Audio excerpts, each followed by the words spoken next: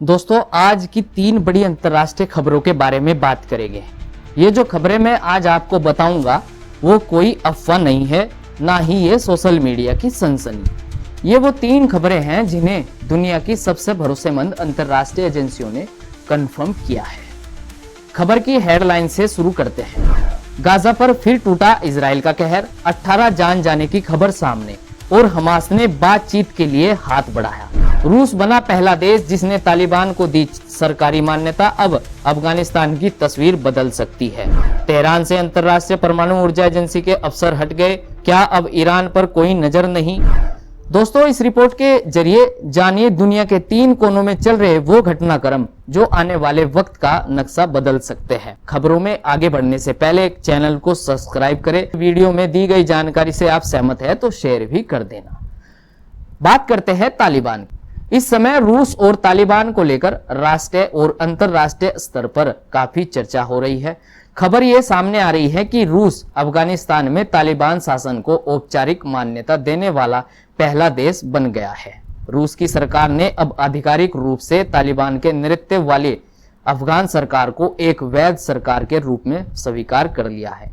ये कदम विश्व समुदाय में पहली बार किसी बड़े देश द्वारा तालिबान शासन को वैधानिक रूप से मान्यता देने की पुष्टि है। इस समय फैसले के साथ तालिबान को एक वैध सरकार के रूप में स्वीकार कर लिया गया है, जिससे दोनों देशों के बीच आर्थिक संबंध औपचारिक रूप से शुरू हो सकते हैं। कहा यह जाता है कि जब अमेरिका और नाटो सेना अफगानिस्तान से हट गई तब तालिबान ने वहां की सत्ता पर कब्जा कर लिया था और राष्ट्रपति अशरफ गनी देश छोड़कर चले गए थे। इसके बाद तालिबान ने देश चलाना शुरू किया, लेकिन किसी भी देश ने उन्हें अब तक आधिकारिक मान्यता नहीं दी थी। लेकिन जो खबर अब सामने आ रही है वह अब चर्चा का विषय बन गई है।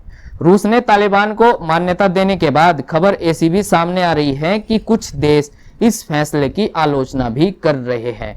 कहा यह भी जा रहा है यह फैसला तालिबान के लिए एक बड़ी जीत है और अफगानिस्तान की अंतर्राष्ट्रीय स्थिति को बदलने वाला साबित हो सकता है।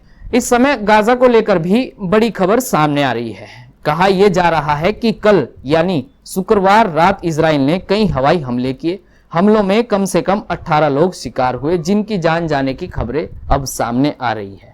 यह जानकारी गाजा चिकित्सा सूत्रों के हवाले से आ रही है। बताया गया है गाजा के अलग अलग इलाकों को निशाना बनाया गया। खबर यह भी है कि हमले के एक दिन पहले गाजा की सिविल डिफेंस एजेंसी ने जानकारी दी थी कि इजरायली सेना की कार्रवाई में 50 से अधिक लोग शहीद हो गए। इस प्रकार 48 घंटों के भीतर मरने वालों की संख्या 65 से ज्यादा बताई जा रही है, जिसमें हालात और भी गंभीर हो रहे हैं। इस बीच हमास ने एक महत्वपूर्ण बयान देते हुए कहा है कि वह गाजा में युद्ध विराम को लेकर तुरंत बातचीत शुरू करने को तैयार है। मैंने पिछली रिपोर्ट में भी कहा था अमेरिका की ओर से गाजा सीज फायर के लिए प्रस्ताव आया है और हमास से भी बातचीत चल रही है। लेकिन दोस्तों सीज फायर से पहले जैसी खबरें सामने आ रही है इससे तो लगता है गाजा में हालात बेहद ही बुरे हैं। संयुक्त राष्ट्र और अंतरराष्ट्र लगातार दोनों पक्षों से संयम बरतने और युद्ध विराम की दिशा में कदम उठाने की अपील कर रहे हैं। दोस्तों कदम तो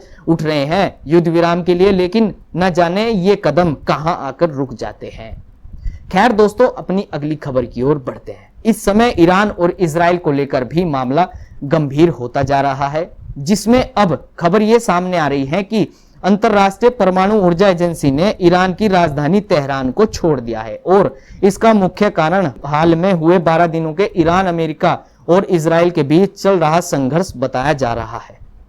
खबरों के अनुसार IAEA के अधिकारी इस लड़ाई के दौरान ईरान के परमाणु स्थानों पर नजर बनाए हुए थे, लेकिन अब हालात को देखते हुए वे राजधानी से बाहर निकल गए हैं।